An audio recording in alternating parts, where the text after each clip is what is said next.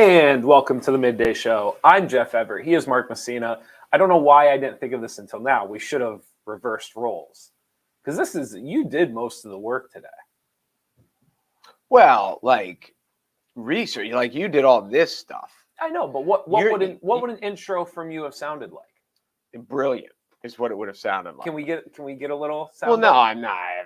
Now that you've done one, you can't like put me on the spot. But yeah, I would have. Welcome to the Midday Show. I would have dazzled. That's what I would have done. He is Mark Messina. Give us the rundown. What are we talking about today? Well, we're talking about, we have lots of things, and I've been written down right here. Nice. We're getting snow tomorrow. Then we're getting sled riding. Then we're getting flooding.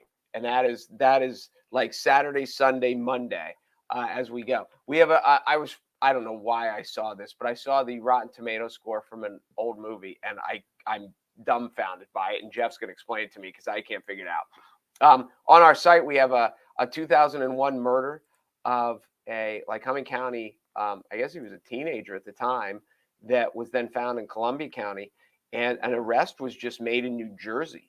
And we don't have a lot more details than that, but so that's kind of the whole story right there. And then we have an interesting movie-esque scene between a guy and his new girlfriend and his old girlfriend, and we are going to touch on this. And I don't know. I think everyone can picture this. I think it might give people chills. I think, so anyway, we're going to get to that too. Okay. That works for me. How are you feeling today? I almost feel like I should ask you today how you're feeling, but I have a good answer for this today. Okay. That's fine. No one wants to know how I'm feeling. How are you feeling today? So we've talked about dreams, recurring dreams, and you had one that your car wrecked into water and you were sinking. Yeah, it's been about a decade since, but yes, all through like high school and college, I had the same dream. Okay, I have one that is I'm late for someplace. Okay. I'm trying to get to it. I can't get there. Okay. It is usually a football game. Okay. It usually involves the locker room, some sort of equipment, and I'm 50 years old. And last night I had a dream that I was back at Susquehanna University. Okay. I was trying to get dressed. I did not have socks. Okay. So I had to wear my work socks that I wore in my dress socks were what I had to wear out of my cleats, which should have been an indicator that why are you coming from work to play college football? Right. I also did not have a t-shirt to wear under my shoulder pads. Okay. So I dug through my locker and I found a new t-shirt with the price tag on it that was Days of Thunder, the Tom Cruise movie. Okay. And which I assume I bought off like a $3.99 rack because I do stuff like that. Okay. So that part's believable. I don't know why it was Days of Thunder. But by the time I can remember in the dream trying to get my shirt tucked into my pants, and it seemed way more challenging, and everyone was already gone, and I just could not get there. So finally, while I was sitting around this morning, I Googled this. This is a sign, apparently, of like high anxiety and like stress and tension. So apparently, when you ask how I am, apparently I'm a ticking time bomb. Is it weird that it coincides with your daughter's spring break? No. And that she is now home and back. No, nothing to do with that at all. I don't think so. Because we played Jeopardy again last night. Okay. She is the most easygoing one of the family. Okay. She's more easygoing than I am. Okay. Which I think says something. But okay. I did not. Wow. So you've got some real stuff going on. Apparently, Apparently, my stress level is through the roof, even though like my pulse and my blood pressure are never high. What's weird about that too is like the season just ended. Like I would assume that right now is this is the simplest your life has been in a while. No, I don't think, because like, and I'm sure, I mean, you've done this a lot more than I have. Once the season ends, doesn't now it kind of like, I don't want to say opens the floodgates to all the things you either feel like you should have been doing or wanted to do. And now, I don't want to say my plate is more full, but during the season, like you just can't blow off practice to do other stuff. Sure. But you had to blow off other stuff that you wanted to do because of practice. So now I find myself a lot of, I should do this, I should do this, I should do this. Now I have more time to do it, but it's Sure. it's just kind of prioritizing and decide what you're going to get done. And now with college basketball, it just makes it. There's a great analogy for this with a boat. So there are times where there's this analogy like once you're in the boat, things are just happening. So like if you're out fishing with a boat and there's a hole, like the solution is simple. You got to plug the hole. You got to fill. Like you got to figure it out. Yes. You're in the building the boat phase, meaning like we have to build an entire boat. We have this much time to do it. Here's all the things we have to do. Here's what we're trying to get ready to get it out on the water. And so like there is a panic to the idea of sometimes it's easier to be in the boat while it's leaking than to actually be in building mode of like trying to get all the materials and the design and how we're going to do all this. So right now, at the end of your season, you are in building the boat mode. Here's all the things we have to do so we have a better boat for next year. Here, we got to get this. We got to do that. We only have so much time. So that's a great coaching analogy that I've heard before. It's much easier to be in the boat than it is to be building the boat. And that makes sense because if the boat is leaking, then your time management decision has been made for you. Mm-hmm. Like we got to plug the hole. Yeah, no, it's not so much that the solution is simple. It's just like here is the problem, and this is what we're focused on, and everything else no longer matters. I think we've talked about this hole. Jerry told me this. You probably already know this, but I didn't know it until Jerry told me. Jerry, who works here. The fallacy of choice. Have you ever heard this? No, I think I was telling you about this. Did you tell me this first? I think I was telling you about it. Okay, so like when if you go to an ice cream store or if you go to some little podunk country school and all they have is chocolate, vanilla, and strawberry, then it's easy for you to make a choice because you have three choices and you're just like, okay, I like strawberry, I like chocolate, whatever. When you go to an ice cream store that has 50 flavors, it's difficult to make a choice. And that's why you often find people that even though there are 50 ice cream flavors and 45 of them that they like, they get the same one every time. Okay, that was definitely Jerry. Oh, okay. Yeah. It's the same thing with scrolling through Netflix. You have, if you're flipping through the channels and you come across one, like TBS has Shawshank Redemption. You're like, I'm watching it. Yeah. But you go to Netflix and there are literally thousands of choices. You will spend 20 minutes scrolling through, passing up good one after good one after good one, hoping to find a better one. Yeah. So you end up spending 25 minutes. You haven't watched anything yet because you have too many choices that you can't make a choice. It's so true. And this is the bigger issue, and you know this about me. I love movie trailers. So what a lot of these streaming services do is they'll show you like either the trailer or like a 1-minute clip as you scan over it.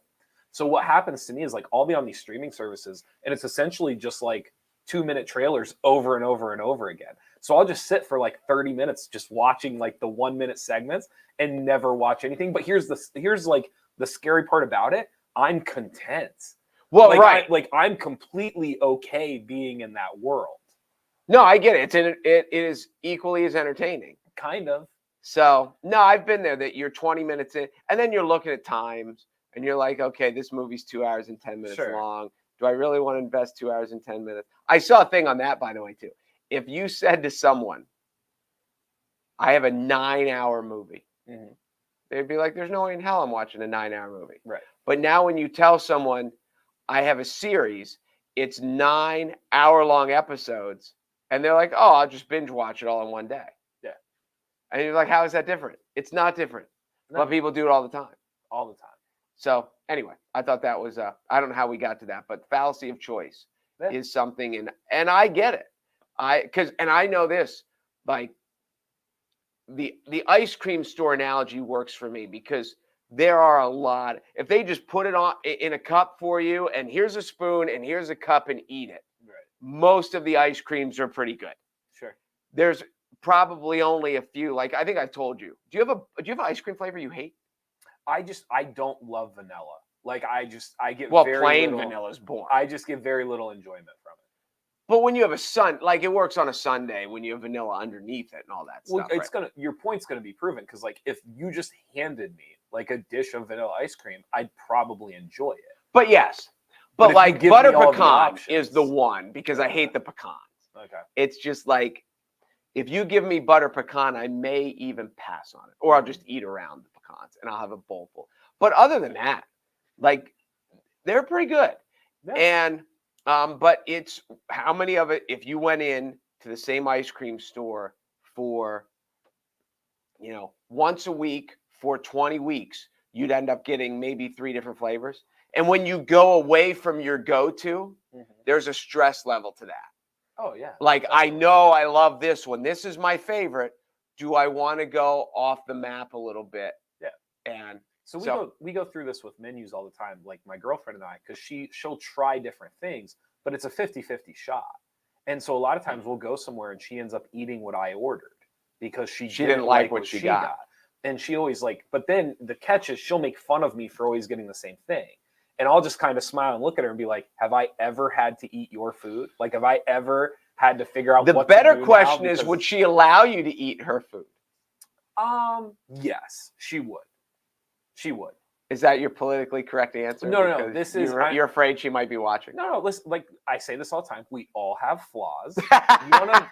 one of them, like one of hers, is not like a willingness to please somebody, to make sure somebody else is okay. She would very willingly give me her food if I didn't like mine or was done. See, now I would say in the moment, your strategy of ordering what you know you're going to like is way more intelligent than hers. In life, her willingness to be like, how do I know if I'm ever going to like this if I don't try it? So in the big picture, like her approach is good.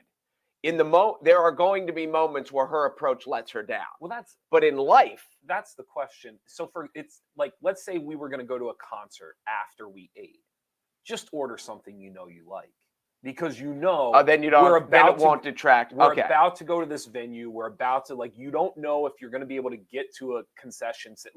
Just get something. However, I will order something unique or different if I know we're bar hopping, where I know we're on vacation, and I'm going to be able to get something if I don't. So it's all situational. Or there's a Sheetz right down the road. Yeah, it's all situational. I'm not saying people shouldn't do it. But I'm just saying, there's a time and a place for it. But she just loves every time it feels like she tries to find something new. And sometimes I sit there and smile because I'm just like, I'm going to get twice I'm going to order double. I'm going to get a large of something because I know there's a 50-50 chance I'm about to split this. No, and I get that's a good strategy on your part. But it would, if you are comfortable with her approach, life would be much more interesting than people who ordered the same thing every time. But you say interesting. You know what I like? I really like a cheeseburger. I just love a cheeseburger. You know why?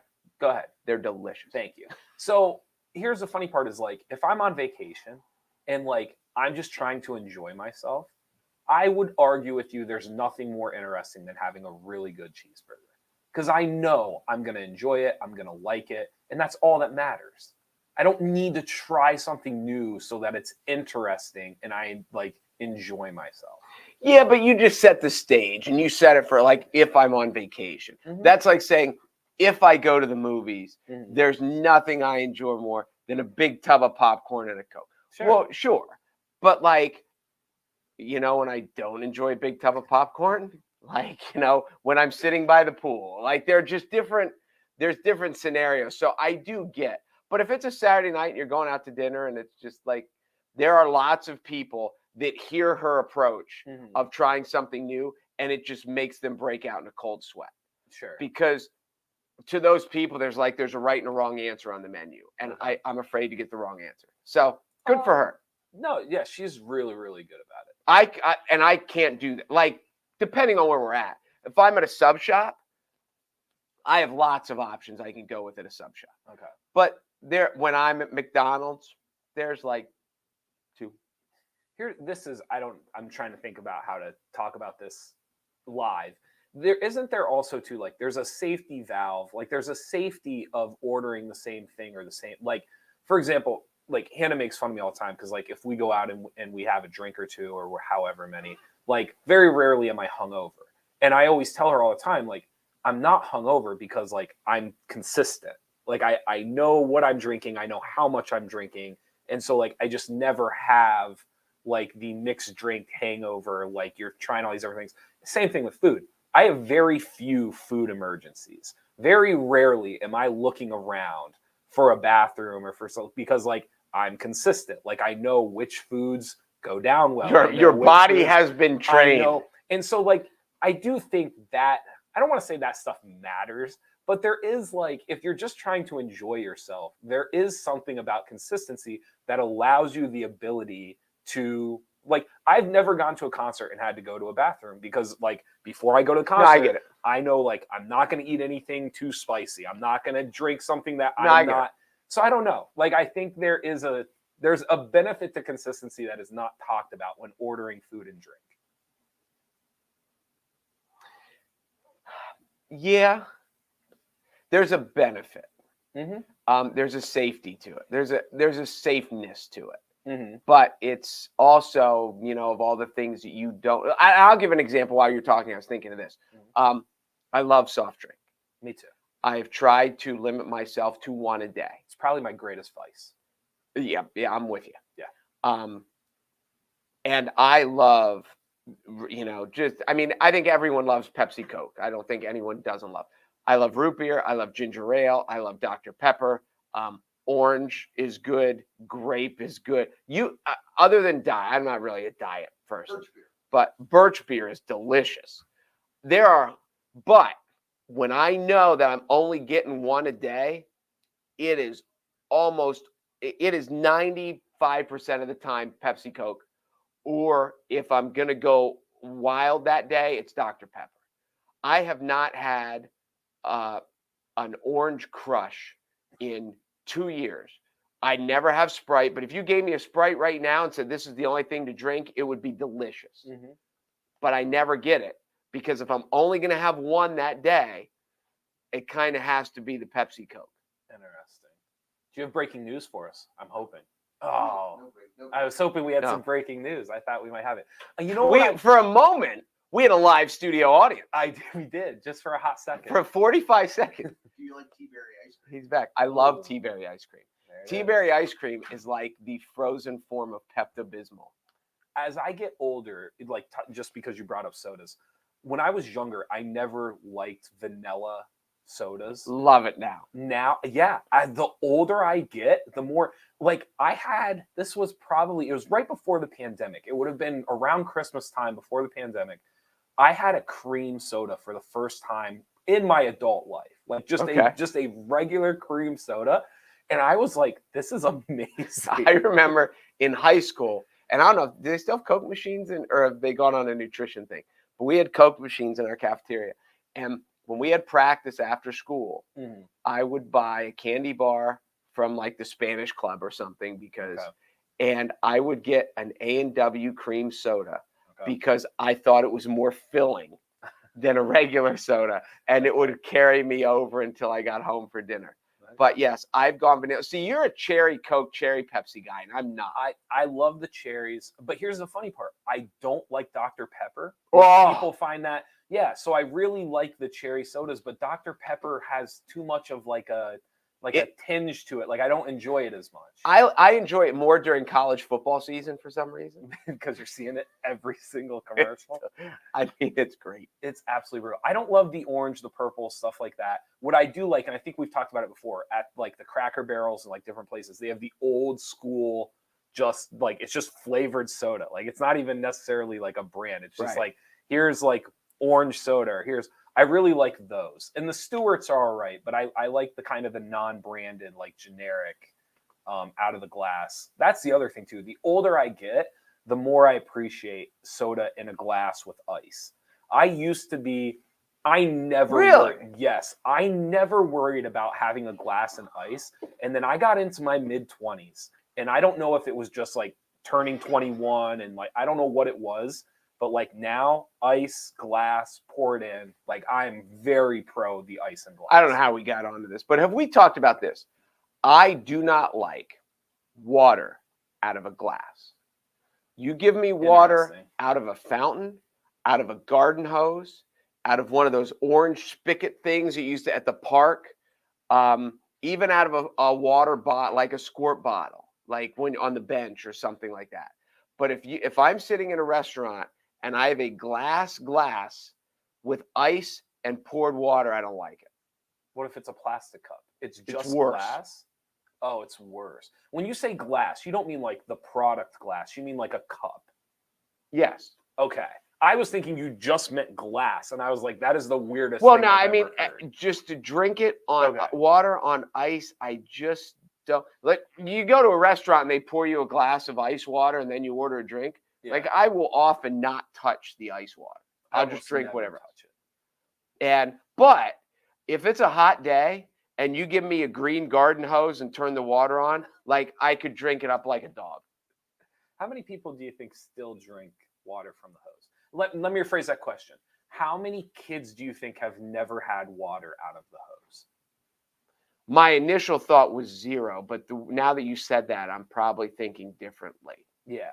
Well, you grew up on a farm, but of my generation, 0. There are 0 boys 50 years old or older who never drank out of a hose as a kid.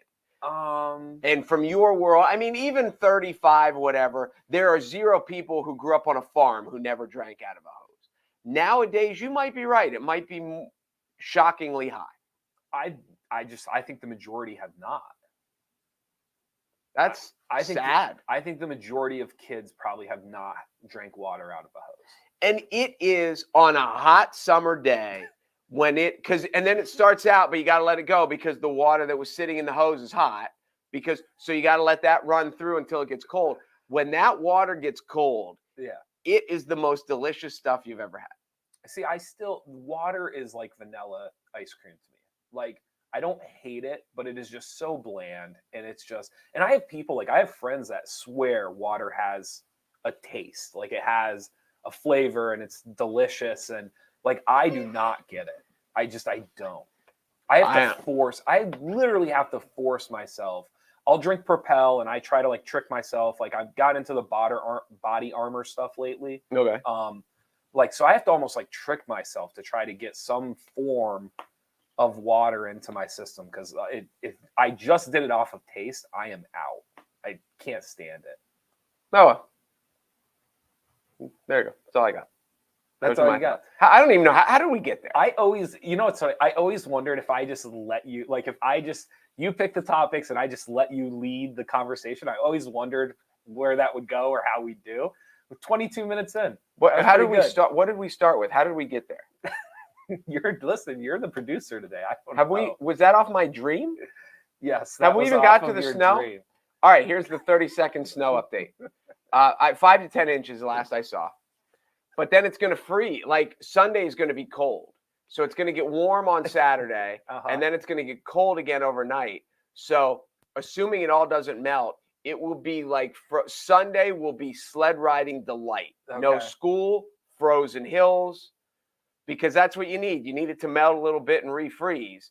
And then but then it's supposed to be like 55. So I'm wondering how much, like, hopefully we only get 5 or 6 inches, because it's going to melt like that. Oh yeah, it's flooding season. The rivers are going to rise. To be honest, the last 2 weeks we've been fortunate that the weather played out it has. And what I mean by that is like the precipitation, because the temperatures have varied so much that if we had any precipitation to go along with it the last week or two, like, we would have had flooding already. Yes. Well, it may be. We'll see. But so snow tomorrow, sled riding Sunday. Monday we could have a problem. It just depends how much snow we get. Monday could, depending on how the weather plays out, Monday could sneakily be the worst day. Yes. All right. As far as my movie where Rotten Tomatoes was wrong, and I don't know why I looked this up. I saw it somewhere, and then I think I investigated it. You've seen 8 Mile. Yeah. Your thoughts of 8 Mile? I enjoyed it, but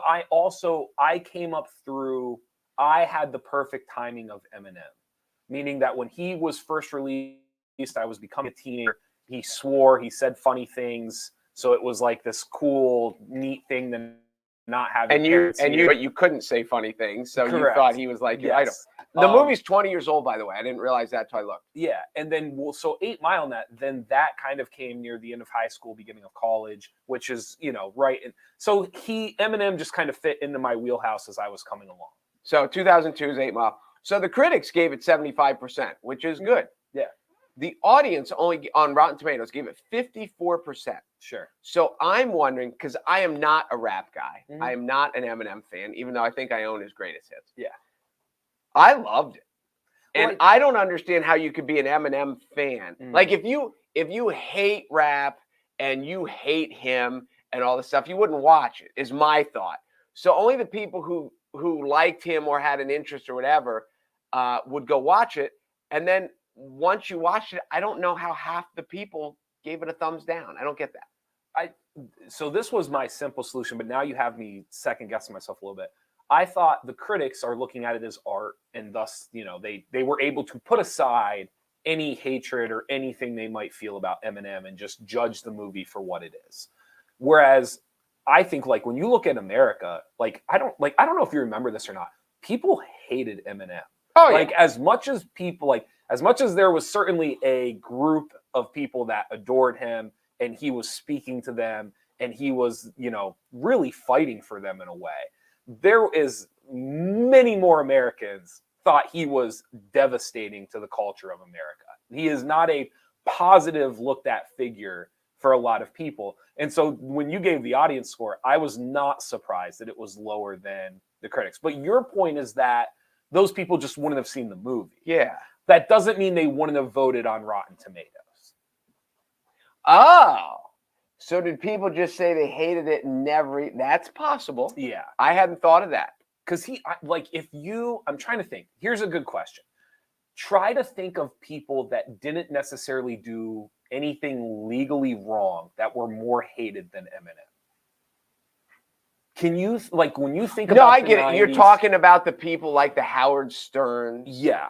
But I would argue Eminem was way more hated than Stern was. You don't think so? I don't know about that. Okay. Stern was. But no, there are a lot, like in the sports world, Andre Agassi was like that. Mm-hmm. As a kid when he showed up because he wouldn't wear white to Wimbledon. He was just like the rebel who, all the prim and proper tennis people, and he kind of just hit the ball as hard as he could and gave them all the middle finger, and they didn't like it. Until he got older and he mellowed, then he was beloved. Marilyn Manson comes to mind. Okay. Howard Stern was a good one.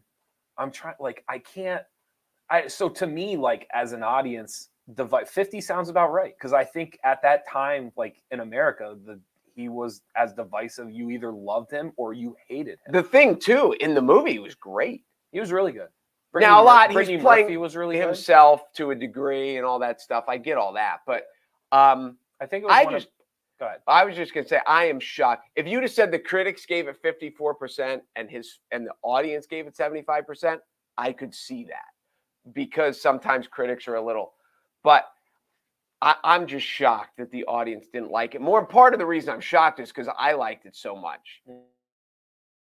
Now, but when I flip through it and find it, as a matter of fact, was it that one? Or was it? No, Aaron had never seen Straight Outta Compton until I gave him that one too. Mm. But anyway, if you were not to be too corny, if you were a critic though, it was Brittany Murphy was in it, and she was pretty well liked. One of the last movies she did, Mekhi Phifer was pretty well liked at the time. That's how he made the song. Yes. Anthony Mackie was also up and coming at the time. He's Papa Doc. He's the guy that he raps against at the end. So I guess my point being is if you were a critic, it's not like you were just staring at the screen and there was Eminem. If all these different scenes, you saw people that you had appreciated in other films and other aspects of art. So I'm not as surprised as you are. I was at the right age for that whole thing. And I can remember listening to people talk about Eminem and thinking he must have killed somebody. And I don't know. To even add to my point, the people who, hate rap music, whether they love classic rock or they love country or whatever, and think rap music is the worst thing on earth, they still love Lose Yourself.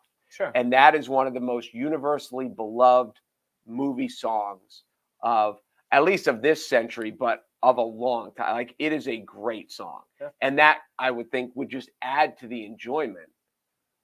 But what do I know? Apparently I'm wrong. 54%. Shocked. Yeah. a couple of times I played them for my dad because my dad was pretty cool about me listening to different things, and I would always play him different stuff. And some of it was lighter and poppy and stuff. But then like I would play him. I remember one time I played him DMX. I remember one time I played him Eminem.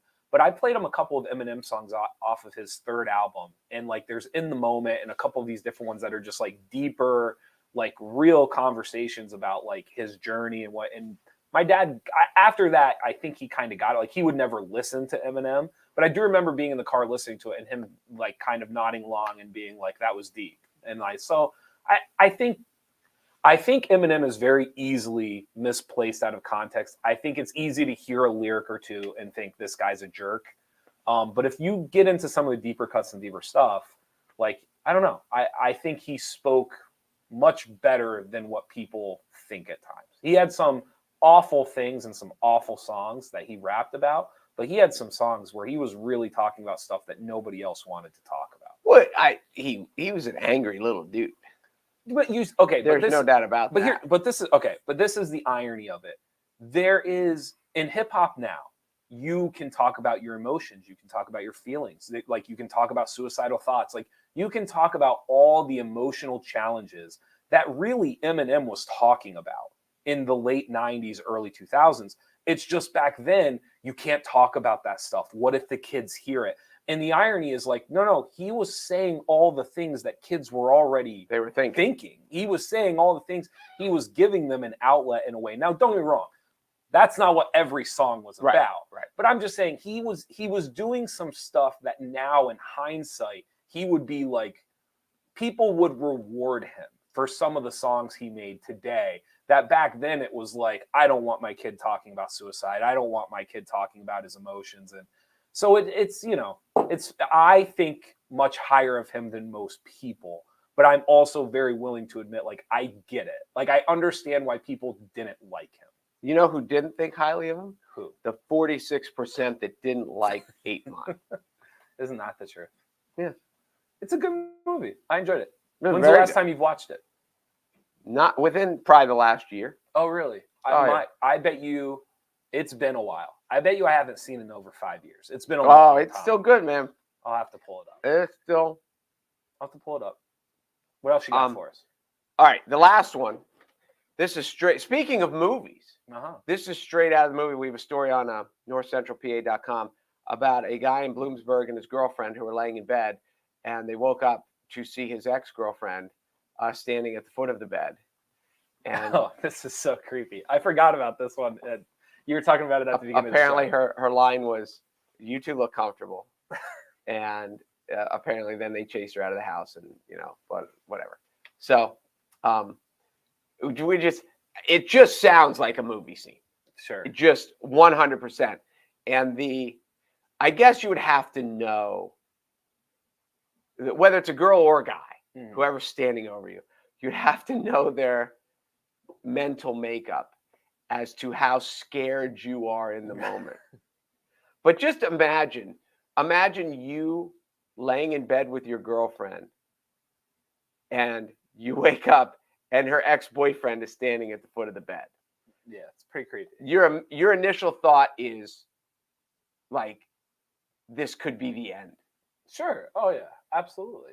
Really, anybody standing at the end of the bed, just anybody in general. One of my biggest. Now, I did say when I first heard the story, it's too bad. The beauty of when a kid is standing next to your bed silently, which every parent has gone through. You're like laying there and you wake up because they're tall enough that they're face to face with you. Sure. And when you open your eyes and there's Junior and you're like, hello, that is creepy. And then they're like, I'm hungry. And then you got to take care of it. Okay, great. One of the challenges, my girlfriend goes to bed before I do.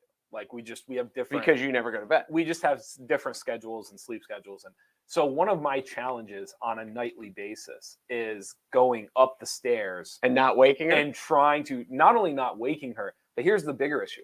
I'd almost be better off waking her up the stairs because my biggest fear is if I don't wake her as I'm up the stairs and I'm into the room. Now scare her? Now I scare her if I wake her. So now it's a challenge of like walking around the bed, trying to get into the cover, And that's worse. There are times where I don't even try to be quiet going up the steps, because a small part of me is kind of like, hopefully it'll just kind of stir her, and now I won't be a shock. And because you want her awake when you get there. No, it's just trying to but that is one of my daily challenges, is how do I not scare the bejesus out of her as I'm getting into bed. And let's be honest, you are a scary guy. In what manner? You're just big and rough and tough and intimidating. Broad? Is that what you're looking for? Yeah, you are a scary guy. Sure. No, do you scare, or do you because I was the same way. When I was married, I was in bed after her. Okay. She was more earlier to bed, earlier to rise than I was. So yeah, I have scared her. There have been moments where I'm about I start to pull back the covers, and I jolt her, and there's someone standing, So it's but what do? Hello. You're just trying to get into bed. There's nothing. I love you. There's nothing you can do about it. Maybe you should sprint up the stairs and just do a cannonball right on the bed, and just take all the suspense out of it. Just be like, listen, when I'm coming to bed, I'm waking you up. It's so weird. So our dog just started doing this. Anybody, and this is a little bit of a side tangent, but this whole show's been a side tangent. Our dog recently, so he will sleep on top of the bed, depending on the night. And he's a big dog. He's not small. He's a husky. He's like a 70-pound husky. He's a big dog. He's a big guy. So just recently, he will do this thing. He's really, I think you and I have talked about, he's really good on not getting up on stuff he's not supposed to be. So he needs permission before he'll get up on a couch. He kind of needs permission before he'll get up on a bed, especially if you're in the house or in the room. He just recently started doing this thing. We have to tell him it's okay 20 times before he will finally. So he'll put his nuzzle on the bed, and he'll kind of sit there with his big eyes, and he'll kind of whimper, and then we'll kind of pat the bed come on, it's okay. And we have to do this 20 times before he will actually jump up onto the bed. He must have PTSD from jumping up on the bed. You must be mean to that dog. I don't think we're mean to him, but it just recently started. So if there's any pet owners that know what that might be, why that has started, but it's so it's 3:30 in the morning, and he's got his head, and he's no, and we'll be trying to coax him up. And so back to the original. 3 minutes to get the dog back up. Let me ask you this. So when you're sneaking up the stairs to bed, is the dog already there, or is the dog coming with you? Dog's already up there usually. Okay. Dog's usually up. Because I was going to say, you and the dog sneaking into bed has no shot. Zero. No shot of success. He's usually already up there. Okay. He's up on the bed already. But see, what happens, through the night, he kind of shifts. He takes different places, and depending on what happens, he'll move around. And your dog is big enough that when the dog shifts, everyone knows. Kind of, yes. You have a good dog, though. I like yours. As far as dogs go, your dog is good. Everyone is biased, obviously. I got very, very lucky. And I know this is how I know I've gotten lucky, is when I'm around other husky owners. Not other dog owners, but other people who have huskies. Anytime I've been around somebody else who has huskies, they are shocked at just the nature of my dog. And this is the crazy part. It's not even that he follows instructions. It's not even that. He's just his temperament, his demeanor. I lucked out. Well, I remember when we used to do the show at your house during the pandemic. Yeah. And I would have food, and you're he won't eat it. Yeah. And he would sit there by the table, and he's big, so he could have eaten right off the table. Sure. And he'll just wait. Yep. And then, but if you got the closer I got to the end of the sandwich, yes, then all of a sudden, he would put his paw he's yo, I'm here. Right. Here, don't forget me, and I want the last bite. But you could leave the room and come back, and your food is still there. He won't take it. No, I got very, very, very good dog. Very good one. All right. Yeah, I think that's kind of all we needed to cover. All those important topical stories. That was good. So, you should produce the show more often. I'm just thinking of, we got off on a stupid tangent about dreams and water out of hoses and ice cream flavors. That stuff's interesting. I think so. But we can only talk about Ukraine so much. Well, so I agree. So here's the other, back to the ex-girlfriend. The story's on NorthcentralPa.com. It was down in Bloomsburg. Over in Bloomsburg, I guess wherever you're at is where Bloomsburg is. the door, I don't know. This is what I don't know the details. If it was a place that they used to live in together, Okay. or if it was his apartment and whatever the case may be. But the door was she did not break in. The door was unlocked. She had a key. I don't know if she had a key, but she did not break in. She had her key. And she didn't steal anything. The only issue is, like it said, they chased her out of the house. Okay. And then she, like, something to the car on the way by. Like, she broke this rear mirror or something. Okay. So there was some damage done, but all the damage was outside the house. So say she doesn't damage the car. Okay. Say she just runs away. Is there any crime involved here? I mean, trespassing? Trespassing. I guess it couldn't be breaking and entering. Well, I don't think definitely trespassing. I need to clarify what breaking and entering would mean. I don't know. Breaking and entering would imply like you got in in a way that is not I shouldn't say legitimate. Like if you just open the front door and it opens, like I don't know if it's trespassing. But beyond that, I mean, other than scaring the daylights out of them, we'll see. So that's what it would be. It would be scaring the daylights out of them. Is that a crime? Scaring the daylights out? Not intimidation, but it would be. You know what I'm saying? I don't know. You would have to get a distance order. Like you can't stand at the foot. Okay, think of it this way. You can't stand in my driveway with your arms folded and just stare me down all day. That's intimidation. Like that's correct. Okay, so but if you did it, same concept. Like you can't stand at the foot of somebody's bed and just like you guys look at like it's intimidation. There's a legal term I'm forgetting. I get it, but I mean, it seems like in the world of crimes,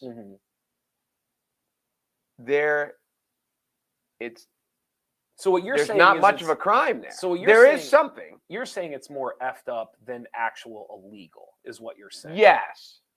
I got to think about that for a second.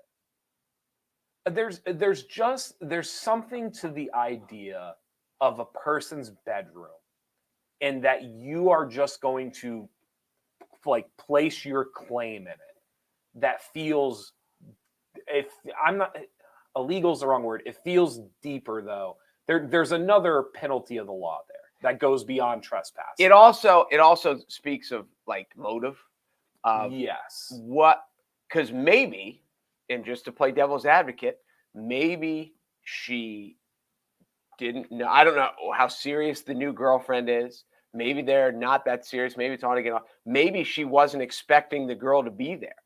And maybe she was just stopping by the ex's house to try to, who knows, and maybe she was as surprised as anyone else. It's possible. I'm not saying it's like if she knew they were both in there. Expecting the girl to be there. Is yes. that what you're saying? Yes. Okay. It's possible. Yeah, it's very possible. It's definitely possible. I guess the question then is like, would she still have been standing at the foot of the bed? Like, her plans have changed? I mean, here's the crazy part. Did she actually not do some things because the girl was there? Like, did she show up with intent and then all of a sudden there's two people instead of one? And all of a sudden you go like all of a sudden your plans change real quick because now again, this is all hypothetical, but yeah, I mean, who knows what was actually going through somebody's mind to do. I mean, part of the reason of standing at the foot of the bed might have been because, like, to your point, that it's not what she was expecting to see. Right. It's a lot harder to have a conversation or do what you were planning to do. So it is like the whole, like, I know she's there, I know he's there, I'm going to go ruin their night. That's one thing. But there's lots of other scenarios where it might not. Maybe you're right. Maybe she thought he was alone. She was just going to go slap the crap out of him. Yeah. Or maybe she or vice versa. Thought he was alone. Maybe she thought he was gone. Yeah, who knows? Yeah. See, I was just looking at it like their exes, and she was showing up, and maybe she was trying to make nice. Yeah.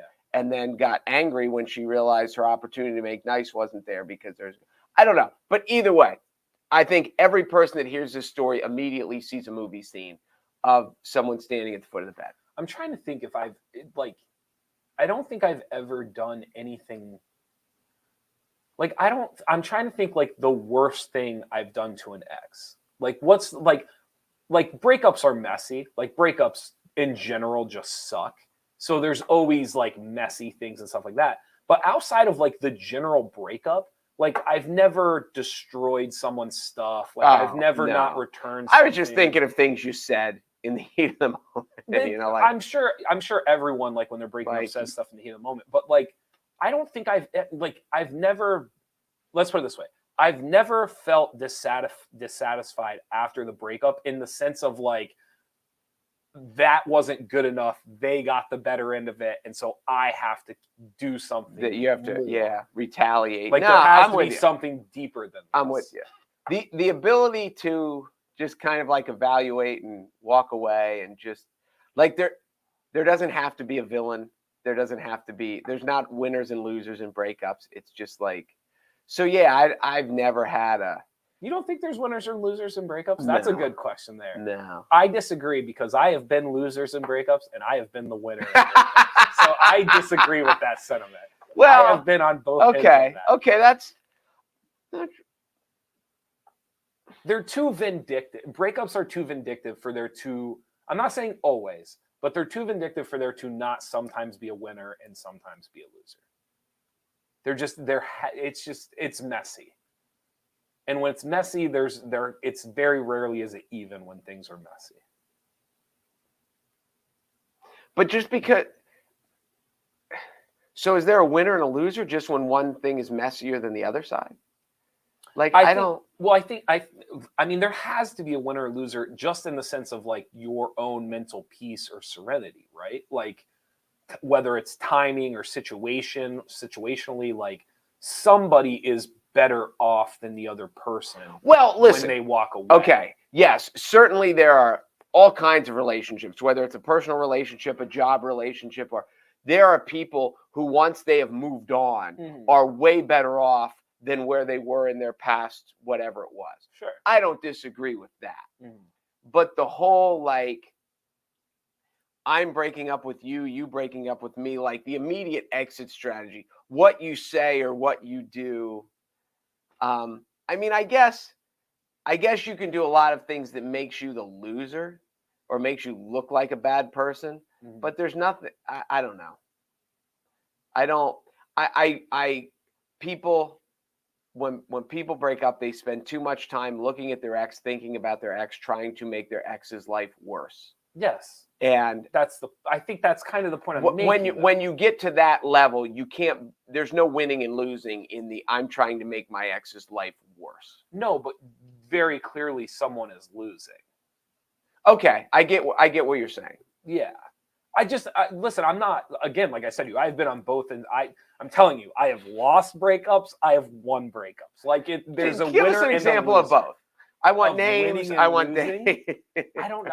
Like, honest to God, I think a lot of times it's determined before the breakup.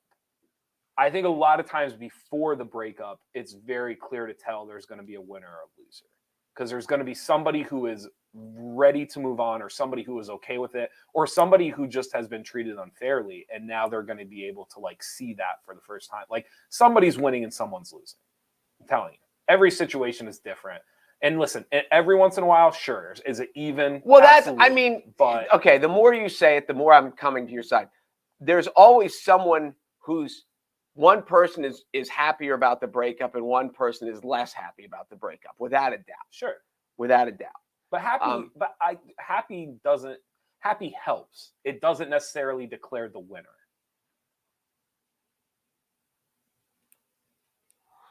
I guess. I think the other thing is, in stuff like this, winner, like, there is no official scoreboard. There's no, so the winner and losers is so subjective. And it could change over time. Sure. So, yeah, I don't know. That is the key that you just said there is it changes over time. 100%. Because I would argue most people that feel like losers when they get out of a breakup, long term, they typically end up winning. Oh, there are lots of people, yes, that got dumped, that feel devastated, yes, and years later are better off. Correct. I totally agree with that. Like all the girls that you've dumped, that now down the road they feel. Sure. I'm telling you, I think I've been dumped more than I've been the dumpy. I believe that because you're too nice of a guy. Is that what it is? It's happened to me too. There have been most of my regrets and breakups have been I was someone who would just let it bleed out. Like I would just, instead of just like it always lasted a little too long and just let it bleed out, and then eventually it would just be over. Instead of like 6 months before, just kind of being like, hey, I don't like, let's be honest, we don't know if this is working. Like maybe it's best if.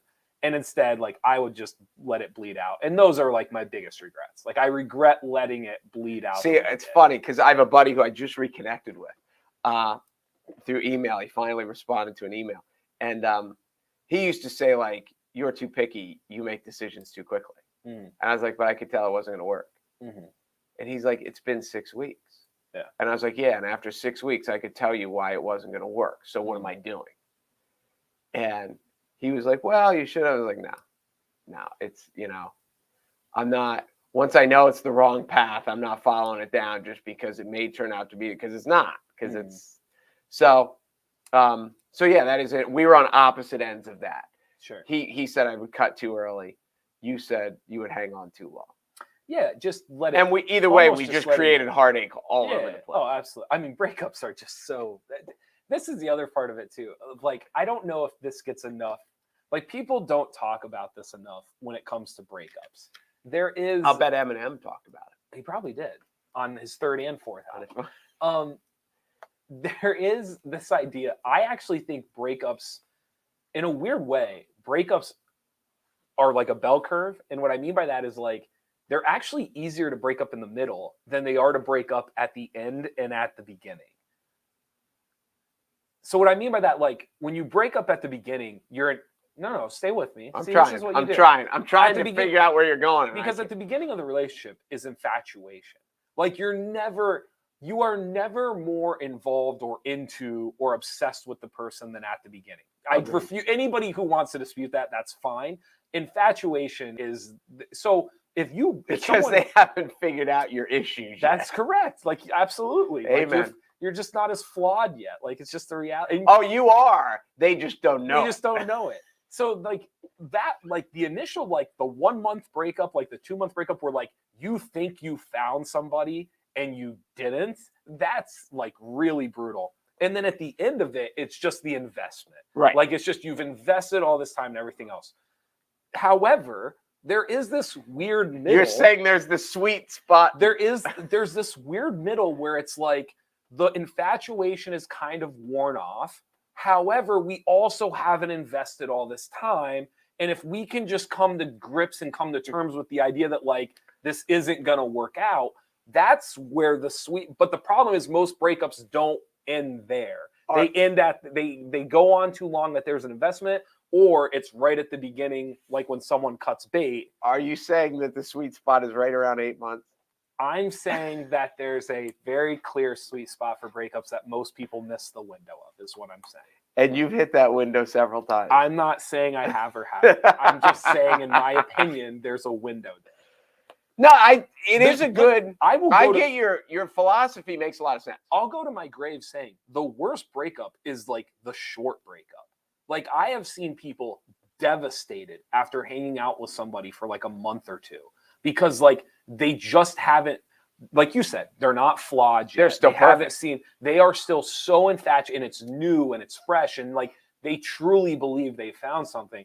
And then like all of a sudden they're just like, hey, like it's just, I'm not ready to go any further. Next step. And people are, the short breakup is brutal.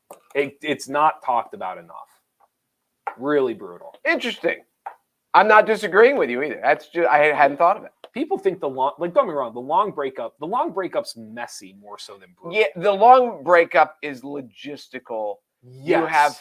You're friends with their family. You're friends with their friends. You might have furniture you bought together. Yes. You might have a pet. It's logistically messy, but emotionally, it's almost, in a weird way, it's easier to handle than the short-term one. And it's almost, yes, I would agree with that. It's almost become kind of a habit. Yeah. That It is, just break. It's you're just used to it. Yeah. And now this person's not going to be around, or I'm Sure. not going to be able to do this, or I have to live somewhere else. And just, yes, the long term is the logistical comfort consistency issue. We should state that all of this is based around the idea that we're talking on the outskirts of love. Because apparently, like, if you're in love, yeah. I guess none of this applies. I don't Yeah. know. But that love but- makes it different. Yes. There's no doubt about that. So, but anyway. All right. There you go. Well, there we go. That Right. was a Do you want to wrap up the show today? highly intellectual show. No, Wrap up I your. hope you produced today. enjoyed Go ahead it. and wrap up. As we talked about deep stuff from garden hoses to M&M Garden and hoses. and our mastery of love and dating and breakups. And there you go. Yeah. And so brace yourself for the snow that may or may not come. And then weather's going to be challenging this weekend. Yeah. So It will. fortunately, it should be coming, because then it's supposed to be warm. Yeah. So whatever the flooding is, and then it's supposed to dry. So if we do have issues, they should get better as the week goes along. And as we get into next week is a great week of spring, because you've got St. Patrick's Day and you've got the tip off of March Madness, which are both fantastic events and just kind of signify that warm weather's coming. And baseball came to an agreement, so baseball's coming. And they really did. I think they're starting a week late, but they did it in a way that they didn't really piss the fans off yet. So yeah. So next week should be good, but we're gonna fight through the weather to get there. Nice. Good stuff. There you go. Good luck to you guys tomorrow. Thank you. Or Appreciate it. tomorrow, or whenever, because Yeah. it might not be tomorrow. Could be tomorrow, could be Sunday, could be Monday. I have some missed calls. I bet y'all know here in a little bit. Who Newman South tonight, or are they tomorrow as well? No, Newman. I believe Newman plays tonight. Single A boys play tonight. I want to say 3A girls play tonight. I thought Newman and South both played tonight. Are you talking about South girls? Yes. Maybe.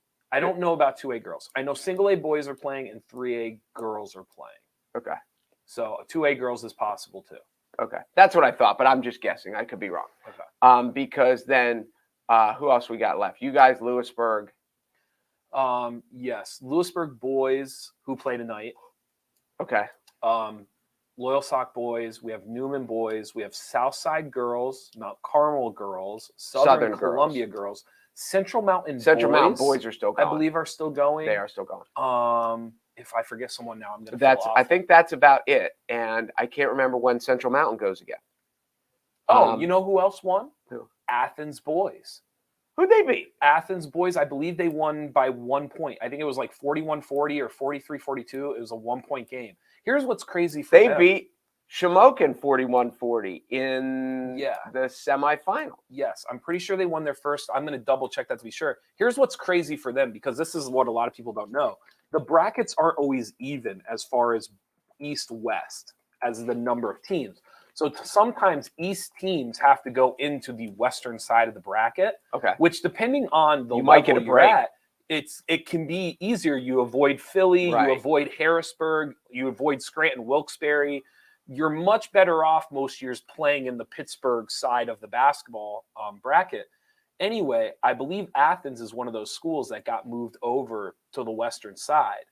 So if they can get through the first round or two, they would be playing Western teams, and they would good things could happen for them very quickly. I'm pulling it up right now because I want to be sure. But I think that would be the team we forgot, is Athens boys. Okay. Yes, Athens beat Mid-Valley 42-40.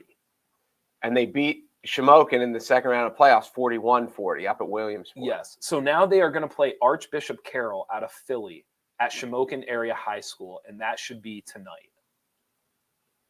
Okay, just Archbishop anything out of Philly sounds tough. So this is the crazy thing about this Archbishop Carroll team. They were not supposed to be in the tournament. They got in because another team played an illegal player through the season. Okay. And so they were booted and they were replaced with this team. And then this Archbishop Carroll team has gone on a run. They knocked off Berks Catholic in the first round. And a lot of people would have told you Berks Catholic had a chance to go to the state final this year. Guess who doesn't have a chance to go to the state final now? Berks Catholic. Yes. So this 12-5 team out of Philly now beat Berks Catholic, and that's who Athens is going to play. But if Athens can get by Archbishop Carroll, now you're in the western part of the bracket. Not that these teams aren't good. I'm sure Pencambria, Montour, they're good teams, but it's a lot. I would much rather play them than Newman Goretti, than these other schools out of Philadelphia. I wonder. Well, fortunately, all the wrestlers are at Hershey already, so the snow coming, it will probably cause problems for people trying to get home from the state tournament, but at least they're there. Yes. So they will have wrestling tomorrow. They will crown state champions tomorrow. Then they might be snowbound there for a day. Right. But yeah, so that's better than the delay. So at least the wrestling will go on as scheduled. Here's like, this is a little side, like nerdy stuff for anyone who's into it. This is the difference between the western side and the eastern side. So Lewisburg is active in the eastern part of the bracket still. Lewisburg boys. Correct. Athens boys are active in the lower part of the bracket, the western side of the bracket. Okay. For Lewisburg to get to the state championship, they would have to beat Bethlehem Catholic. Okay. They would have to most likely beat Newman Goretti. Could be Scranton Prep, but they're probably going to have to beat Newman Goretti Catholic. And then they would have to be either Cardinal O'Hara or West Philadelphia, maybe Trinity. But they're going to have to beat West Philadelphia born and raised? Yes. They're going to have to beat 3 Catholic or charter schools, and most of them from Philadelphia, to get to the state championship. Whereas Athens, if they can beat Archbishop Carroll, a Catholic school from Philly, they will not play another Catholic school until the state championship. So it is a luck of the draw. Huge difference to be on that. So Athens could make a run. It's there for them if they can knock off Carroll. When back in 1989 in the state football semifinals, when Toursville beat Bethlehem Catholic. Good for them. So that they will always have a special place in my heart. That's good. They're called Becca Catholic. Becca High. Is that they what call them Becca High? Becca High. What is the whatever you want to call them? The Golden Hawks. And you know what? We stomped on those Golden Hawks. That's probably it. PETA would probably be upset, but we really stomped. You think so? Somebody, did you see the other day? Somebody is called the Thunderbolts. Did you see this? No. I think it might be Tulpehocken. Okay. Maybe it's the Tulpehocken Thunderbolts. Somebody's nickname, school nickname, is the Thunderbolts, and that is incredible. You know, Math Civics and Science. The Nerds? Because we played them last year. They should be the Nerds. They're the Elephants. Why? That's their school mascot. The best one is still the Millionaires. You think so? Without a doubt. I really like it. You think that's the best one? It is so good just because of Millionaires Row and like who else could you name? Like it is the best. Of all the ones, you know, you've got Warriors, you've got Spartans, you've got Indians, you've got, you know, all these typical ones. Loyal Sock Lancers is really good too. There are a couple Lancers around. I've run into other schools that were Lancers. There aren't many, but the alliteration of it, it is. No, Tulpehocken is the Trojans. Somebody in Pennsylvania is the Thunderbolts. It's hard not to like the Red Tornadoes. And I don't know why Mount Carmel became the Red Tornadoes, but that one's awesome too. No, that one's really, really good. There's one other one that I always forget. North Penn was the Panthers growing up. We were the Panthers, like Milton. There's all those typical, the Bulldogs, there's 1,000 Warriors. There's a lot of Rams. Yeah, things like that. Rams, Tigers. That's why Millionaires are so unique, but Red Tornadoes is cool. And the history of Tigers. Did you just say Tigers? Yeah. Where the history of the Mount Carmel Red Tornadoes. I hope it's a good story. Littlestown. It's the Littlestown Thunderbolts. I believe it's who Lewisburg might have played. Okay. In the first round. That is a great name. It's better than typical. I will say that. Really, really good. You know what I like about the Red Tornadoes? I love the simplicity of their logo. Have you ever looked at it? Mm-hmm. Just the red swirl going up. Super simple, but yet just different, unique. Really, really like it. Awesome. It is awesome. I had never seen another Lancers until the state playoffs like 2 years ago. We played Bishop McDevitt from Philadelphia. Maybe that's where I knew it. It was Lancers. Then that must be it. And because I did see another one. I'd ever called that before. Right. Yeah. But yes, the Loyal Sock Lancers it's a cute ring. Yeah. It has. I'll tell you another. What is Sullivan County? What Griffins? What is a griffin? It's a mythical creature, is it not? I thought a griffin was a mythical creature. Is it like Gryffindor? I thought the Griffin. I could be completely wrong on this. If anyone knows, please Because comment. that one's cool too. I The thought Griffins is very cool. I thought the Griffin was like it's like a hawk, but it has like some cat-like features to it. Could be. I could be wrong. I thought it was some sort of jungle cat, but I didn't know. But it is. Some of the Philadelphia school names, like these new charter schools, because they're only like They're 10 years old. Like there's a Jaguars down in Philly. I forget who Jacksonville. it is. Yeah, I know that. But in Philadelphia, there's a sorry. Jaguars. Forget who else. I don't know. But there's some good ones down there too. I'll tell you another one, not to be cornier. Nittany Lion is good. It's just different. It's just different, and you just don't see it that often. You don't see it anywhere. Yeah. What is a Nittany Lion? That's a better question. If you ever Google it, supposedly around that area, there was a big like mountain lion cat 100 years ago that was called a Nittany Lion. Just bigger than and now they're extinct or whatever. They were hunted away or died off or whatever. But it was kind of, I don't want to say coyote because coyote's more of a dog, isn't it? But there was some, but it was big and it was known in the region. But yes. If you were starting Montoursville today, what would you call him? Yeah, that's a good question. I would have to ponder that. Because we had this happen at Susquehanna. They wanted to get rid of Crusaders. And I wanted to be with Susquehanna. I wanted with the river because it just made sense. I wanted to be the River Rats.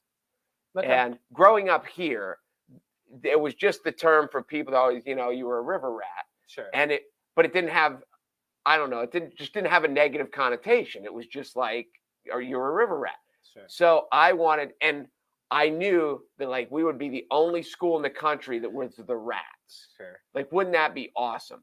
But I think in the world of academia, they were afraid of the negative connotation. Sure. And they didn't want it to be because they want to be seen as, an elite academic school. And so how do we turn around and become the Rats? I think it would have worked. Okay. I think it's better than the Riverhawks is cool. Don't get me wrong. Riverhawks is really good. Riverhawks is cool.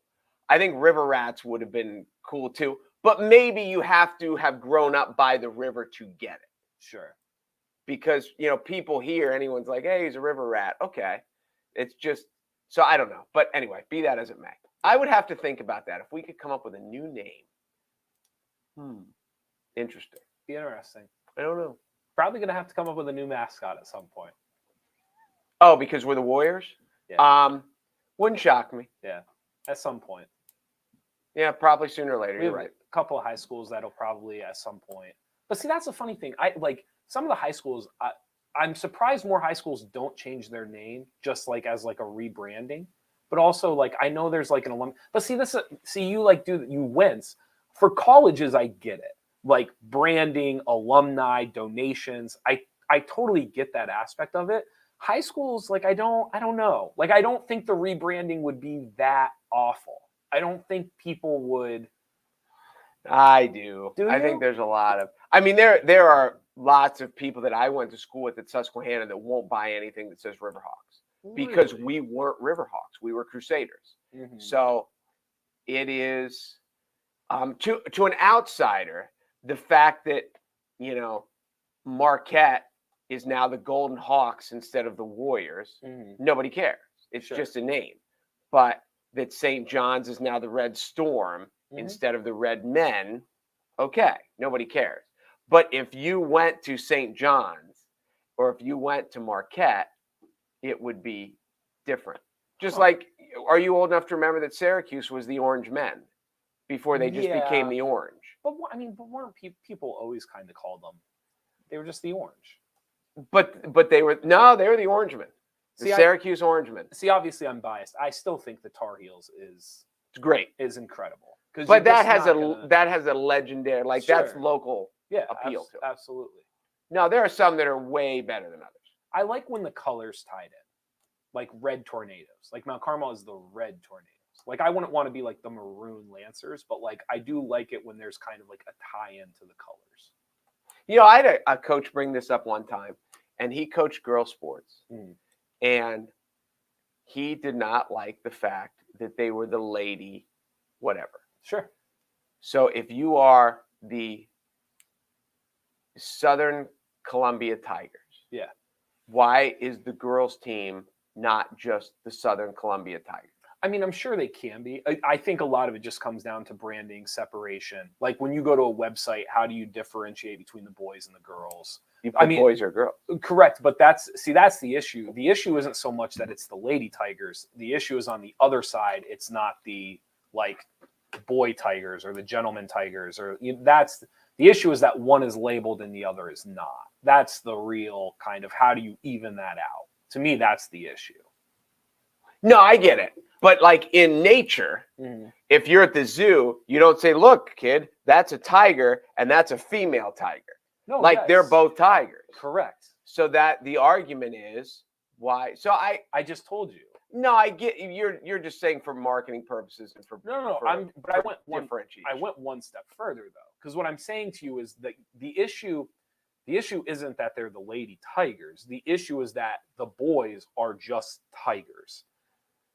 If the boys were called the boy tigers or the gentleman tigers or whatever, like if you had to put correct. If you had to put a notifier on the front of the boys team, all of a sudden like the lady tigers isn't different or unique or it's not noticeable. It's noticeable because like to your point, like no, like they're just tigers. Yeah, I get what you're saying.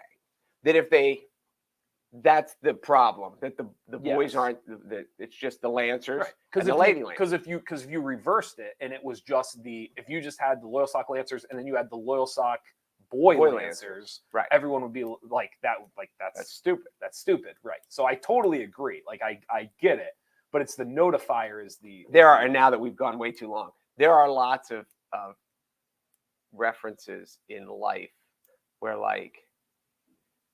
And I've had this discussion with people where, like men, like you're Mr.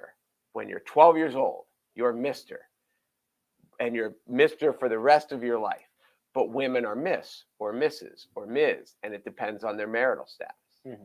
And there are other aspects, and I can't think, where was the other one, where women are designated differently depending on whether they're married or not. And men are never designated differently depending on whether they're married or not. Sure. And it's a strange, and obviously to the point of that women change their name to take the man's name when they get married, right. At least mostly.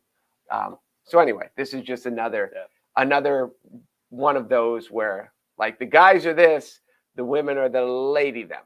Yeah. Because for some reason they're not the same. So it's interesting. Right. The other interesting thing too is there's never a mascot is never chosen that is feminine. And what I mean by that is like the pronunciation or the form of the word is never feminine. Do you get where I'm going with that? Like the Minutemen, the Red Men. Like I'm trying to think of an example where a mascot was chosen that had a feminine form that would force the boys to have to say, do you get where I'm going with that? Yes. Yeah. That's the other part of it too. The Sacramento Kings. Yeah. It would be like if your school nickname was the Queens. The Queen. Yes. Or the Princesses. Interesting. And then I hadn't thought of that either. And then you'd have to be called like the manly princesses or the boy princesses or the gentleman princesses. Like you'd have to signify that this is our boys' team. Yes. Yeah. That is interesting. So that's the other part of it too. There you go. Much to chew on over the weekend while you're sitting shoveling snow. Let's go ahead. Sign us off again. All right. We'll see you. Oh, that was good. Yeah. Enjoy the weekend. Good luck to all the athletes that are going strong. There's a college in California where the mascot is the UC Santa Cruz. That's pretty good. And UC Irvine is the Anteaters. I like that. That's good. When the college mascot changes were happening, like Cumming put out surveys to alumni, name didn't change, just the mascot itself. There you go. A griffin. I lied. Face of an eagle, body of a lion with wings. That's a griffin. Face of an eagle. Okay. Yes. Cool. That is cool. I like that one too. Like of the schools that picked winning mascots, Sullivan County has a winner too. That is cool. Yes. And then the Hoyas is also cool too. It's cool because nobody really knows what it is. We should have a mascot for the Midday Show. We don't have a mascot for the Midday Show. We don't. It can't just be a giant clock. It's got to be something. It's got to be like we can't be the Midday Show clock. Can we have reaching for an Emmy award and we're just not there Like, yet. We could call them. We could be the almost. The almosts. The almost. Just the midday missed. show almost. The almost there. There we go. Well, there. Never mind. We've solved that in 30. There. That's it. So enjoy your weekend. Get ready to shovel, and good luck to all the athletes. And we'll see you Monday when hopefully the world's not washing away.